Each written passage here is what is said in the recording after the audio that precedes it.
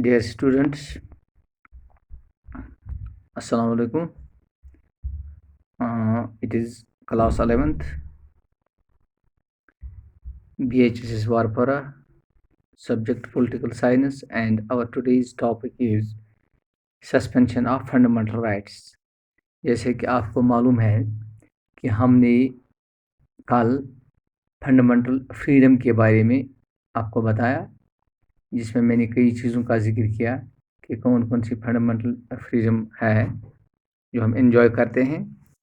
तो आज उन्हीं फंडामेंटल राइट्स जो है कब और कैसे, under which conditions these fundamental rights are suspended, यानी उनको कब अबेनेंस में रखा जा सकता है, किस हालत में।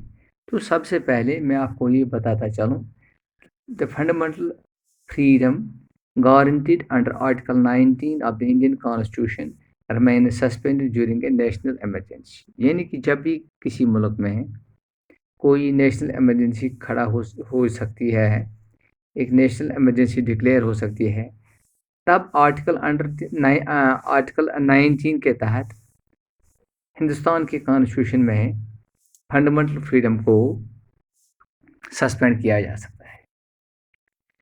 इसके अलावा कुछ और भी एक्सेप्शंस है जिसकी रूह से आर्टिकल 19 के तहत इन चीज़ों को अबेनेंस में रखा जा सकता है।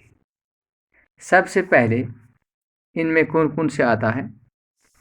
These include unity and integrity of the state, यानी कि स्टेट की एकता और इंटीग्रिटी को बनाए रखने के लिए अगर कहीं पे इन चीज़ों का, फंडामेंटल राइट्स का कहीं पे अबेनेंस में रखा जाना ज़रूरी समझा जा सकता है, तो इसको अबेनेंस में रख सकते हैं।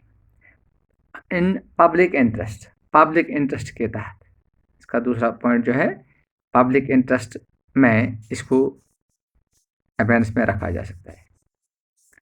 Number 3, to check defamation and disrespect of courts, ये भी एक मुद्दा है जिसके तहत इसको सस्पेंड रखा जा सकता है, फंडामेंटल फ्रीडम को या फंडामेंटल राइट को।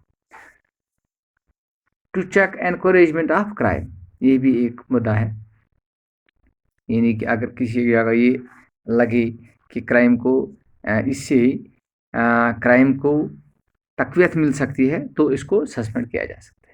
यानी कि अगर किसी के फंडामेंटल राइट को एंजॉय करने से ऐसा लगे कि क्राइम को इससे हौसला मिल सकता है, क्राइम बढ़ रहा है, तो इसको अबेनेंस में, फंडामेंटल राइट्स को अबेनेंस में रख सकते हैं। So these are the conditions under which fundamental rights freedoms are suspended. इसके बाद एक और चीज़, protection in conviction for offences, यानी राइट्स ऑफ एक्यूज्ड। उसका क्या मतलब हुआ? यानी कि राइट्स ऑफ एक्यूज्ड का मतलब हो गया चार्जड, यानी आर्टिकल 20 जो है, इट प्रोटेक्ट्स पर्सन्स एक्यूज्ड, यानी जो जिसके ऊपर ये चार्ज लग सकता था है या कहीं पे चार्ज लगा हुआ होगा, और पनिश्ड ऑफ एन ऑफेंस। इसकी तीन प्रोविजंस हैं, यानी कि आप सबसे पहले आपको ये आर्टिकल समझना है, protection in conviction for offences, protection in conviction for offences हो गया। हम आपको ये बताता चलें, कोई क्राइम, यानी अगर किसी के ऊपर ये चार्ज है कि उसने कहीं पे क्राइम किया है, तो आर्टिकल 20 जो है, इट प्रोटेक्ट्स पर्सन्स, ये उनको जो पर्सन जिसके ऊपर ये चार्ज लगा हुआ होगा उनको बचा रहा है। तो कैसे बचाता है? इसके 3 प्रोविजंस हैं। सबसे पहला जो प्रोविजन है, that is no person shall be punished except for the violation of some law, यानी कि किसी भी आदमी को सज़ा नहीं दिया जा सकता जब तक उसने कहीं पे लॉ की कोई वायलेशन की हो। सबसे पहला मुद्दा।